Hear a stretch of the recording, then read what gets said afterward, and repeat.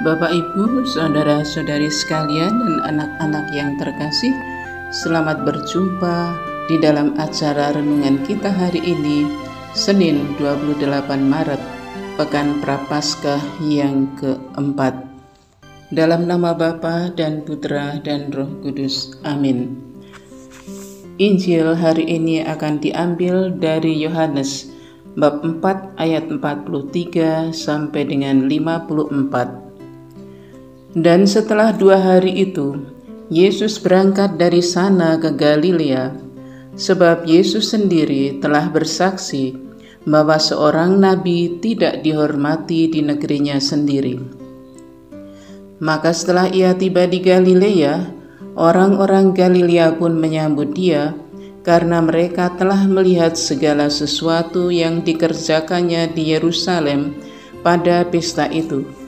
Sebab mereka sendiri pun turut ke pesta itu. Maka Yesus kembali lagi ke Kana di Galilea, di mana ia membuat air menjadi anggur. Dan di Kapernaum ada seorang pegawai istana yang anaknya sedang sakit. Ketika ia mendengar bahwa Yesus telah datang dari Yudea ke Galilea, pergilah ia kepadanya, lalu meminta supaya ia datang dan menyembuhkan anaknya, sebab anaknya itu hampir mati. Maka kata Yesus kepadanya, "Jika kamu tidak melihat tanda dan mukjizat, kamu tidak percaya." Pegawai istana itu berkata kepadanya, "Tuhan, datanglah sebelum anakku mati." Kata Yesus kepadanya, "Pergilah, anakmu hidup." Orang itu percaya akan perkataan yang dikatakan Yesus, lalu pergi. Ketika ia masih di tengah jalan, hamba-hambanya telah datang kepadanya dengan kabar bahwa anaknya hidup. Ia bertanya kepada mereka, "Pukul berapa anaknya itu mulai sembuh?" Jawab mereka, "Kemarin pukul 1, demamnya hilang." Maka teringatlah ayah itu bahwa pada saat itulah Yesus berkata kepadanya, "Anakmu hidup." Lalu ia pun percaya, ia dan seluruh keluarganya. Dan itulah tanda kedua yang dibuat Yesus ketika ia pulang dari Yudea ke Galilea. Demikianlah Injil Tuhan. Terpujilah Kristus. Bapak, Ibu, saudara-saudari sekalian dan anak-anak yang terkasih, pengalaman Yesus dari Nazaret di mana dia tidak dihargai oleh orang-orang di sana, lalu pergi ke Kana di mana ia membuat mukjizat air menjadi anggur di perjamuan perkawinan. Orang-orang menyambut dia. Pengalaman ini sangat berbeda.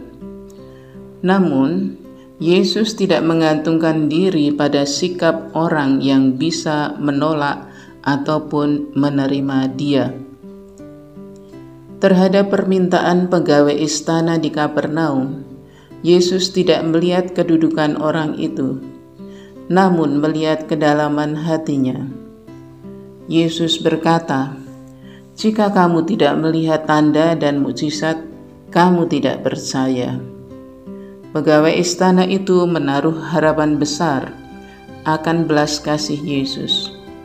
Maka Yesus pun memenuhinya dengan berkata, "Pergilah, anakmu hidup." Dan orang itu percaya kepada kata-kata Yesus. Bapak, Ibu, saudara-saudari sekalian dan anak-anak yang terkasih, Tuhan Yesus itu tidak pilih kasih untuk memenuhi harapan orang. Dia menghendaki agar kita percaya penuh kepadanya. Maka siapapun kita, pasti Dia memenuhi harapan kita, permohonan-permohonan kita. Marilah berdoa. Tuhan Yesus, kami bersyukur kepadamu karena Engkau selalu memperhitungkan iman kami dalam mengharapkan kasih dan rahmat-Mu. Tambahlah iman kami ya Tuhan, agar kami melihat karya-karya-Mu yang ajaib. Sebab Engkaulah Tuhan dan Penyelamat kami sepanjang segala masa. Amin.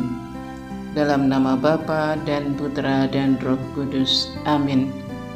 Bapak, Ibu, saudara-saudari sekalian yang terkasih, terima kasih sudah mendengarkan renungan ini.